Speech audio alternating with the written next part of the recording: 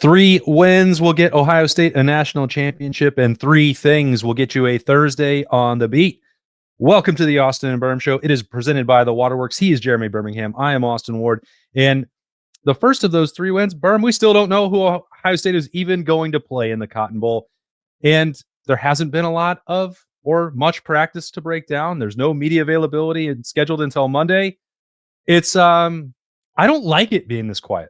No, it's kind of weird because obviously there are 3-4 pretty big football games this weekend, right? So it seems like there's 2 big ones and then 2 blowouts. There's 4 games that are important to be played this weekend as far as the college football playoffs eventual outcome. And it seems like because of all the Sharon Moore stuff, because of everything else that just goes on in the world of college football right now, no one's actually talking about these games this weekend.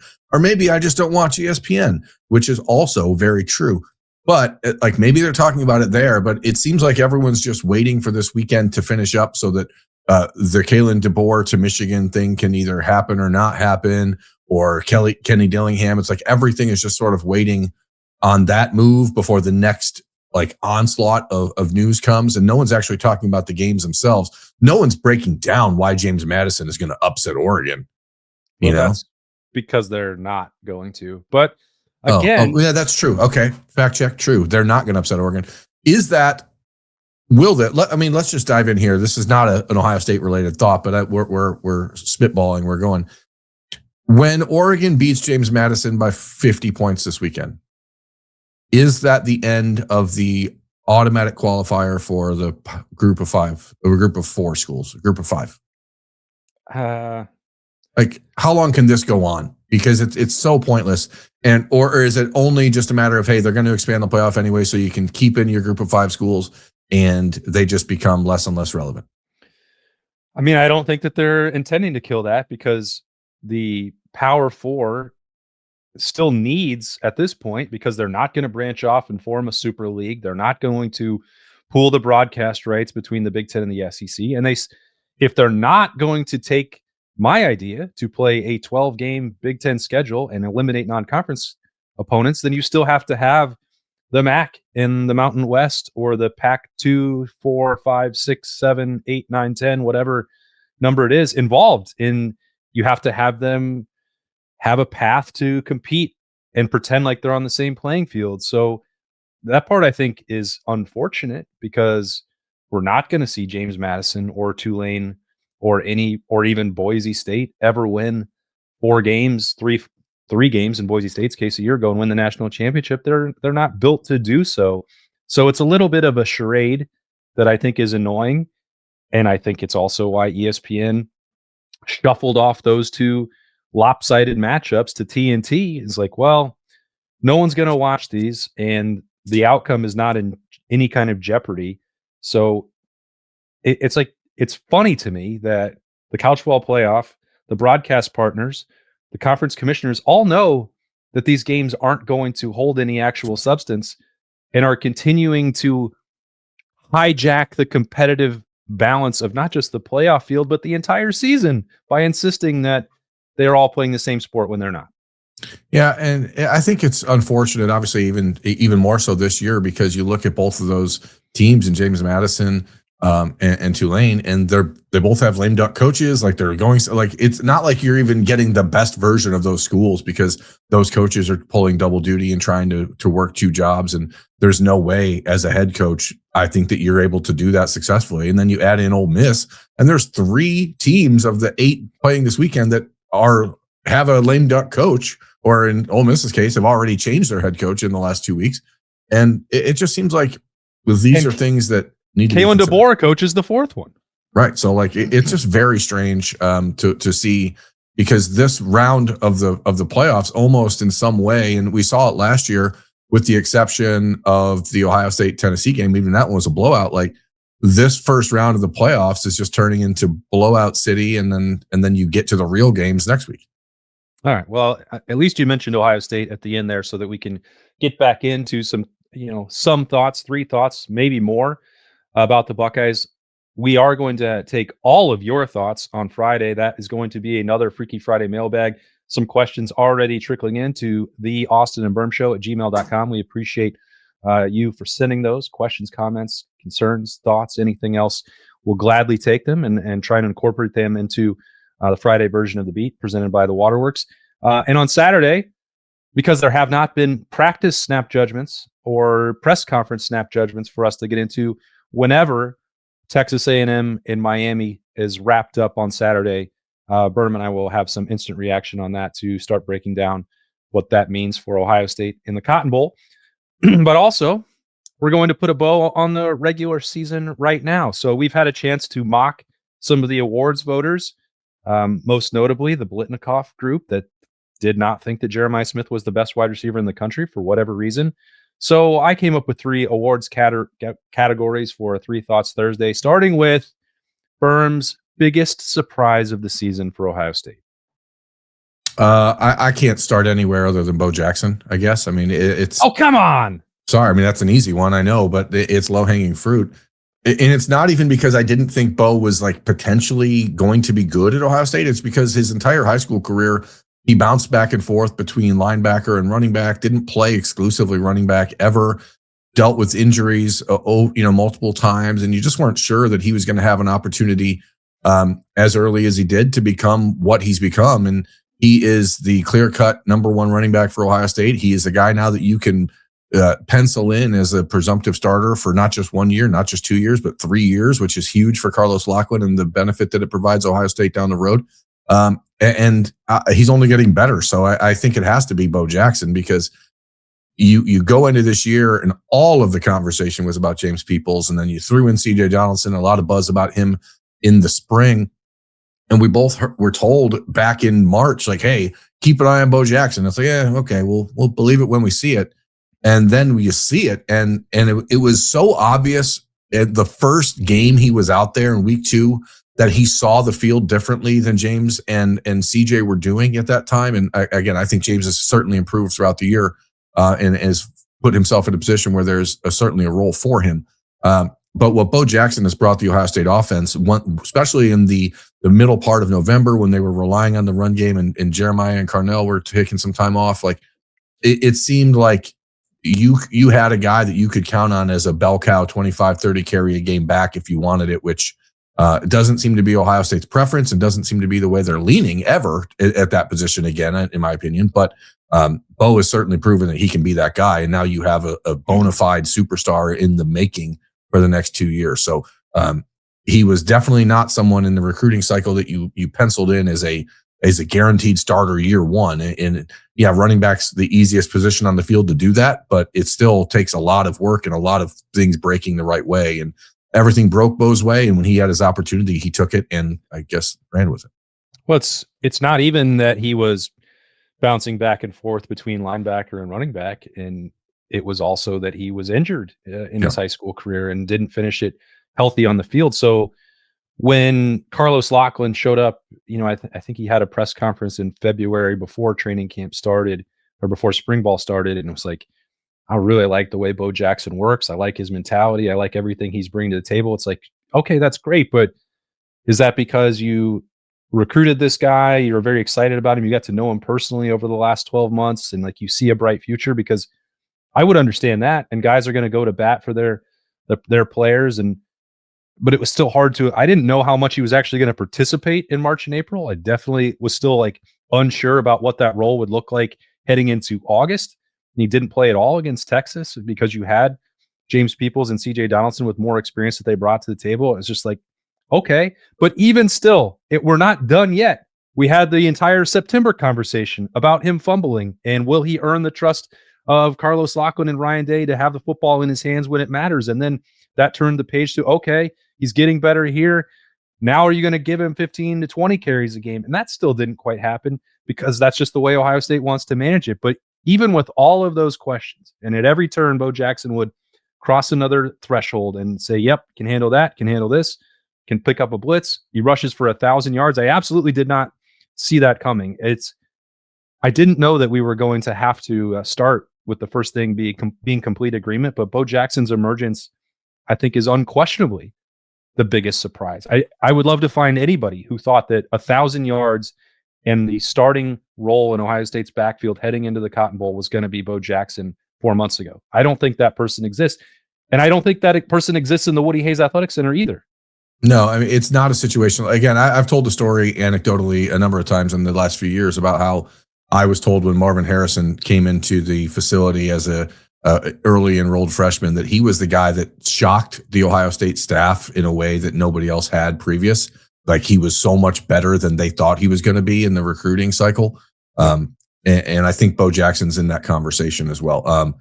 Since we were in agreement there, and this show thrives on disagreement and animosity, we don't, and people love when we argue with each other.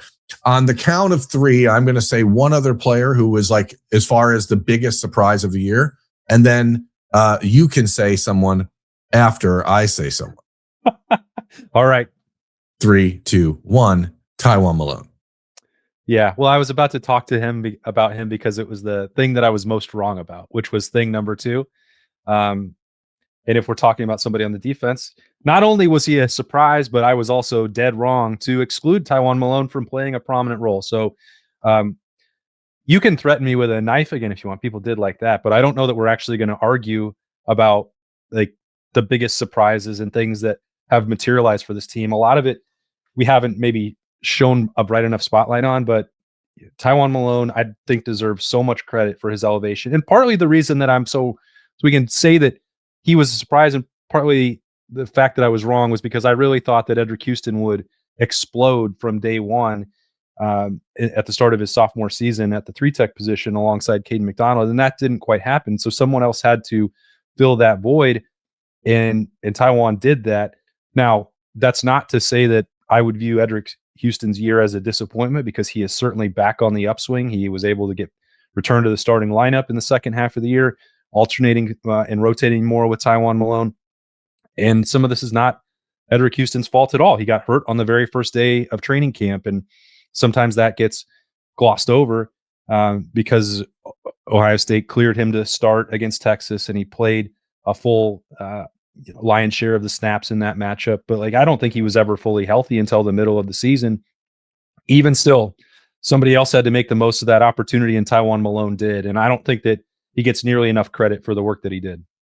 No, he certainly doesn't. And you have to consider how much different this defense would have looked had he not done that. I mean, he not only became a reliable part of the defense, but he became a playmaker on the defense. And, you look back at the way that Ty Hamilton and other guys in the last few years, Jerron Cage, even people like that, when they got into their final season, like, they just became like steady contributors. And at times, Tywone Malone was an absolute game wrecker for Ohio State in games at points.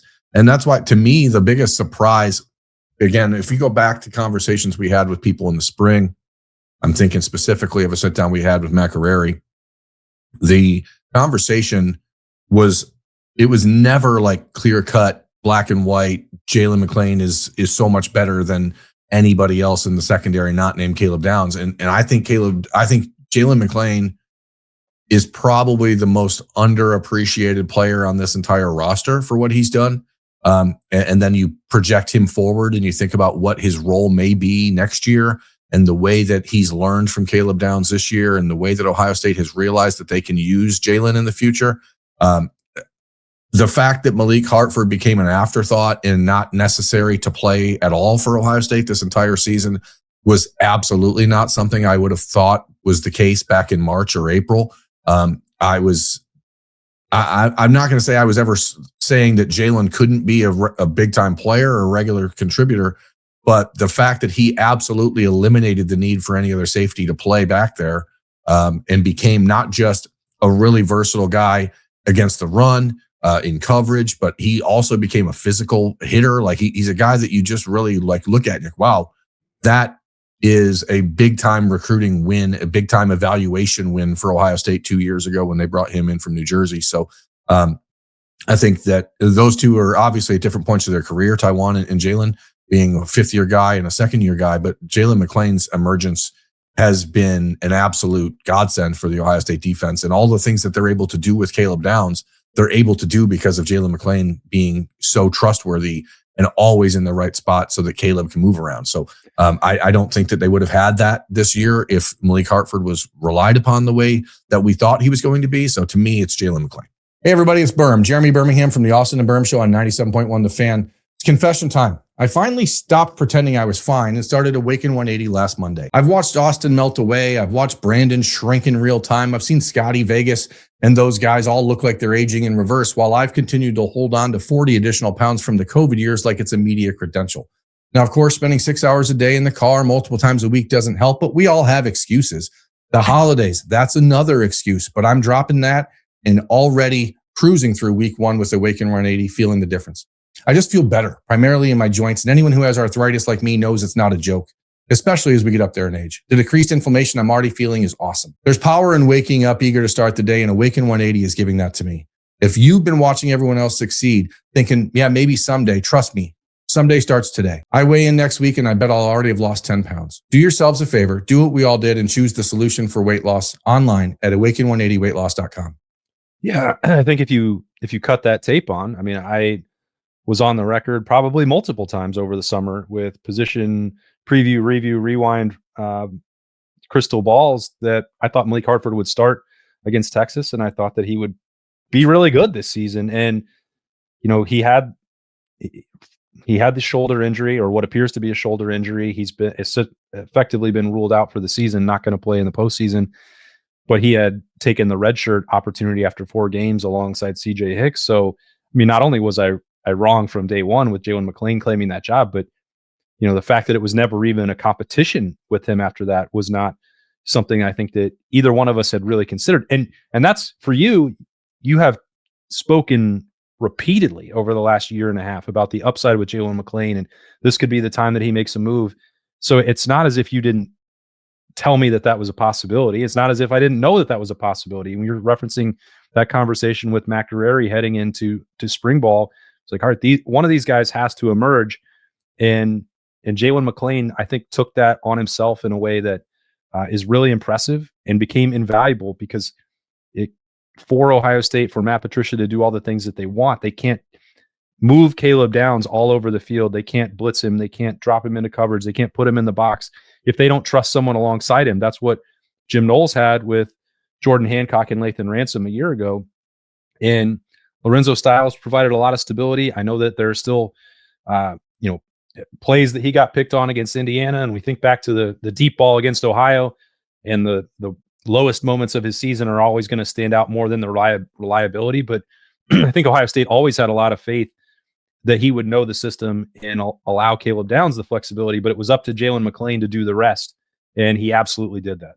Yeah, I think about Jalen kind of in the same breath as Caden Curry, which is like, I expected that he would be a pretty valuable piece of the defense, but the reason you get to be the number 1 ranked defense in the country in the way Ohio State has been is because guys like Jalen McLean and guys like Caden Curry took that opportunity and just shut the door on everyone else. I mean, if you think about, if we take this same conversation, like the biggest surprises or things we were wrong about, and flip it on its head, think about what we expected out of Bo Atkinson this year, and how that was basically stymied by Caden Curry and Kenyatta Jackson saying, we're not going to give these guys the opportunity.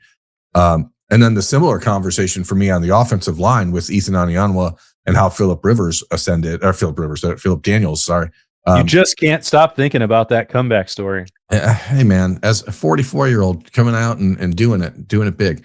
But yeah, I mean, Ethan Anianwa and the way that Philip Daniels emerged and became, when he was healthy, a really good right tackle option for Ohio State. And then all of a sudden you have these big time transfers in the last year, the guys that were counted on as the real difference makers in the transfer class for Ohio State, and neither one of them became anything important to this Buckeye team. And I think that's a good reminder for folks that you're going to get your Caleb Downses, your Justin Fields, but then sometimes you're going to spend money on guys that maybe aren't ready to take the leap to Ohio State that other guys have proven they are.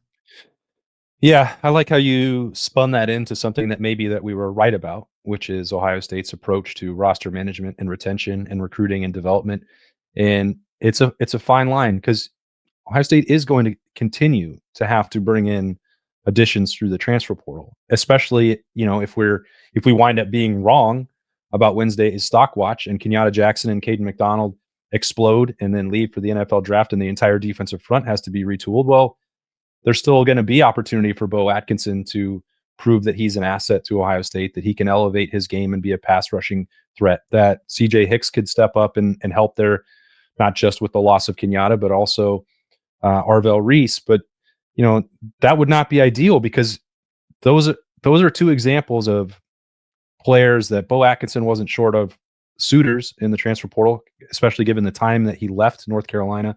And Ethan Onyanwa definitely wasn't, because the NFL draft was on the table for him as well. So it is always going to be a crapshoot. Yes, Caleb Downs is as close to a sure thing as you will ever find. And the fact that he was available to Ohio State or anybody else in the country is almost like a once in a generation scenario. Same sort of deal for Justin Fields. That was even pre-NIL and all the other conversations. Like, those sorts of impactful transfers are the exception. They are not the rule. They're not the norm. And, I think even if you look at the first year when Josh Simmons arrived at left tackle and some of the ups and downs, he was not a ready-made first-round draft pick at that time. So you don't want to have to rely on that. And I don't say any of that to be dismissive of Onyanwa or Bo Atkinson. Maybe Onyanwa plays a key role in this ongoing conversation about replacing Tegra Chabot in the playoff. I don't know. There's still a little less than 2 weeks to go until they play that game. Same could be true for Bo Atkinson. But, if we're talking about roster management strategy, which is a wild deviation from where this conversation began, you're looking at homegrown developmental project like Kenyatta Jackson and Caden Curry and Arvell Reese and Sonny Styles, Jalen McClain, all being way more important to your program than hoping that you hit a home run financially and in terms of production through the transfer portal. Well, it's a reminder that Ohio State, Georgia, Alabama, Texas, et cetera, these like elite of the elite teams around the country, they evaluate better than other schools. They recruit better than other schools. They develop better than other schools. And so if you're getting lucky and you have an opportunity to bring in a Caleb Downs from a program like Alabama and a coach like Nick Saban, sure, you can expect him to come in and be ready-made. The rest of those guys coming from other schools, I mean, again, Josh Simmons became a first-round pick. But when you go from North Carolina to Ohio State, especially what North Carolina was becoming in the last couple of years, just a disaster. When you go from Rice to Ohio State, like that is a leap, man. Like it is not normal for guys to come in. The Jonah Jacksons of the world, like those are the rare of the rare. Those are the guys where you're like, okay, this is a guy who went from Rutgers to Ohio State and belonged at Ohio State right away. The acclimation period, you even see it for a guy who was a borderline All-American and Max Clare. Like it is a substantial jump. And for guys who have not cut their teeth in that program and that type of program, it is really, really hard to come in and fit. It is really, really, even if you're coming in as Ethan Onyanwa and you come in and you're like, hey, I could be off to the NFL, and you're competing against a guy like Gabe Van Sickle. Gabe had a whole year and a half in the Ohio State program ahead of Ethan. And that is a major deal. That is a major advantage, because it's not just about what you do on the field. It's about everything else. And when you're at a place like Rice or North Carolina, which is a fine program, but it's not Ohio State level. When you're at a place like that, you aren't doing the same things on a day-to-day basis you are at Ohio State. You're not being challenged the way you are at Ohio State. And ultimately, what you find is that these kids take time. Everyone's, Ohio State always tells us, and all the coaches you've ever talked to in your life will say, well, everyone's on their own timeline. Everyone's on their own path. But when players come into a program like Ohio State and they're getting paid seven figures in some cases, there is not a lot of patience for that timeline. And there is not a lot of patience for that development. If you're not coming in ready to go, Ohio State sees it as a 1-year investment, and then you move on. But when you have another guy like Gabe Van Sickle or Philip Daniels, who you count on for 2 or 3 years, it becomes a whole different ball of wax. And, it's the way it is.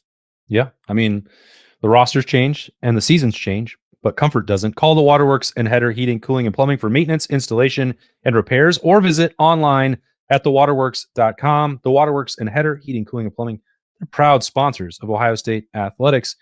So the third and final thing, which, that's a moving target. We've talked about several things, and we've actually sort of mashed them all into one big thing with a bunch of deviations. But who would you say, Birm, is the most underrated contributor throughout this first 13 games for Ohio State? I'm glad you asked, Because Are you?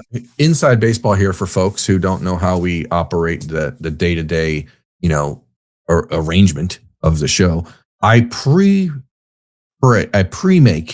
the graphics that go on the front cover of these. And I don't know how it's possible that a guy who's an All-American and the Block O is underappreciated, but it's clearly Sonny Styles. It's clearly Sonny Styles.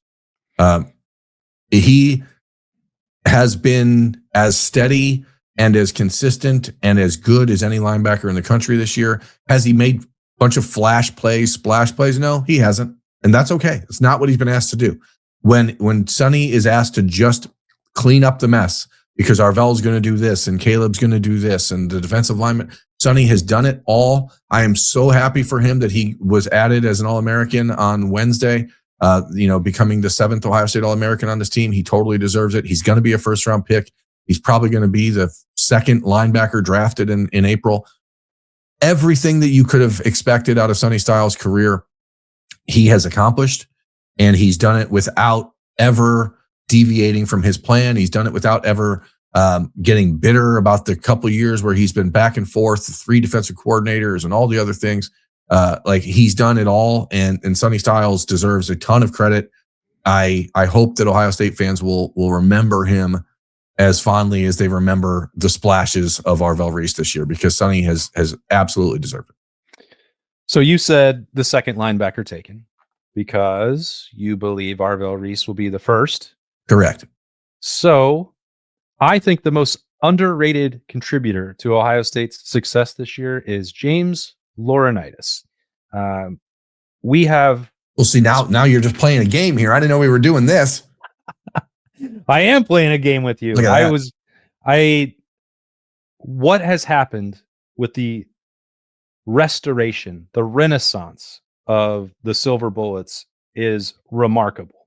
And we talk so much about Matt Patricia's impact and taking the personnel that was on hand and finding different ways to use them. And that includes Arvel Reese. And we've seen that with different fronts and the splash plays that he was making throughout the year. But James Laurinaitis is the one who was pounding the table to have Arvel Reese in that room in the first place. Seems like Matt Patricia agreed. Let James Laurinaitis work with Arvel Reese, Sonny Styles, Peyton Pierce. Let him go recruit guys like Riley Pettijohn and TJ Alford. This room is in a place that James Laurinaitis would have expected it to be for the duration of the last 20 years when he left it behind as a player. But that was not the case. There was certainly a dip there, and it would have been hard to imagine 7-8 years ago this group getting back to the level that Bobby and Anthony and AJ Hawk and James and Marcus Freeman and so many others had established throughout the rich tradition of that coveted and important position on the Ohio State defense. And you looked at the drought of high-level draft picks or Big Ten linebackers of the year or all Big Ten selections even. And I think Pete Warner was a great player. Tuff Borland's contributions were not appreciated as much as they could have been or should have been. But if we're talking about those two compared to the absolute freaks that are running around at linebacker right now, that's like looking at two completely different, that's night and day. That's earth and the moon. It's like whatever comparison you want to use, like it's not the same. And the pipeline is now full at a level that is exactly what you would expect at Ohio State. And James deserves full marks for that. Yeah, what I was going to say, and you brought up Pete, but like if you challenged, if you quizzed, if you tested the average Buckeyes fan, you said, hey, in the last 8 years of Ohio State football, who's the best linebacker Ohio State's had? And like, I think the answer is clearly Pete Warner until this year. And that, Tommy Eichenberg was an all Big Ten, a Big Ten linebacker of the year. He was a guy that did a lot of great things, but the difference is stark. And I think you bring up a point. You talk about James as the guy that was pounding the table for Arvel Reese to be in that room. He was also the guy pounding the table for Sonny Styles to be in that room. If you think back in the last 7, 8, 9 years since the Jerome Baker departure in 2017, really one of the things that has been a hallmark or a trademark or the black mark on the linebacker room was not playing guys that they should have been playing at linebacker. Jonathan Cooper, for example, who's playing in the NFL at a level nobody ever expected him to play based on his Ohio State career. Baron Browning, same way, not being put in the spot to really succeed because he was playing linebacker and he shouldn't have been. He should have been playing a rush end. So like it's been just this hodgepodge mismatch of coaches and people leaving, defense coordinators, all the rotation. And when you get an opportunity to get in there and have a coach like James Laurinaitis, who I'm on the record as saying I think he will be Ohio State's next head coach. I've said that before. I'll say it again. I think whenever Ryan Day decides to hang him up, I think James Laurinaitis is the absolute right choice to be Ohio State's next head coach, unless it happens like next year or something. But there is certainly a case to be made that James Laurinaitis has elevated the linebacker room from a recruiting and on the field standpoint exactly like people thought he would, which was on the level that Brian Hartline did when Brian took over in 2018. So now you have to continue building on it. Ohio State hoping to add James Laurinaitis' top target in the class of 2027 on Friday, as Quentin Cipher, the linebacker from North Carolina, will make his decision between Ohio State, Georgia, Alabama, and Miami. So like if you're talking about going out and winning a big recruiting battle, for a linebacker, and you're competing against Georgia and Alabama and Miami, that's the type of things that Ohio State was not winning on the recruiting trail before James Laurinaitis came into the fold. I think they will win that one on Friday, and then you get started all over again. And that's what James has done. He's really done a remarkable job, and he's such a great ambassador for the program. He is, and now not underappreciated, at least not on the Austin and Birm show, not on a Three Things Thursday, not on the beat presented by the Waterworks. Three things. I don't know if that was three things. It was 1 or 6 or 7. Who knows what it could actually be? But however many we get into will come from you. Again, a Freaky Friday mailbag is on the way for the beat there. So send in those questions to the Austin and Birm show at gmail.com, the Austin and Birm show at gmail.com. We'll dive into those. Yes, Birm. I have one thing to say, folks. If you want to get ahead of things, you want to be a little proactive. I know Christmas is next week. I know your wallet's stretched thin, but guess what? Saturday, about 4 p.m., we're going to know who Ohio State is playing in the Cotton Bowl. And so go to SeatGeek, go to StubHub, go to wherever you got to find your Cotton Bowl tickets. Right now, they're like $350, something like that on StubHub. Well, they're going to go up if Texas A&M. They're going to go way up on Saturday if Texas A&M wins. And they very likely will because they're playing at home. So buy them now and prevent the home field advantage from materializing for Texas A&M next week in Dallas. Thank you for your time. Yes, that public service announcement was paid for by no one, just Birm's personal burning desires to not see a bunch of maroon at Jerry World on New Year's Eve. So I think maroon is such a weird word. Like you think about how many other, okay, so red has multiple meanings, right? Blue has multiple meanings. Sure. Green, like green doesn't really have multiple meanings. We've ascribed it to things like envy or whatever, but it's not really like a natural fit there. It's not like if someone says, "Oh boy, you look green," you're gonna. But maroon. Well, green, you could be sick as well. Like but even that is like it's sort of a leap, Okay, yeah. Because of all the different shades. I just wonder, purple, orange. There's not a lot of other. I just think maroon is just a weird color. I like to talk to people at Crayola and ask them if we can shift that a little bit.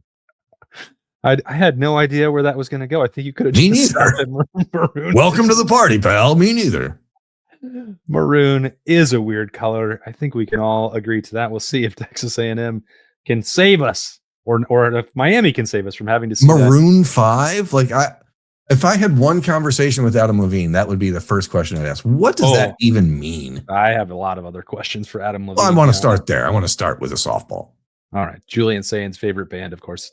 All right, that's it. That's more than three things. I don't even know what those things were. Thanks for joining us on Thursday on the beat. We will talk to you with a Freaky Friday mailbag tomorrow. So long.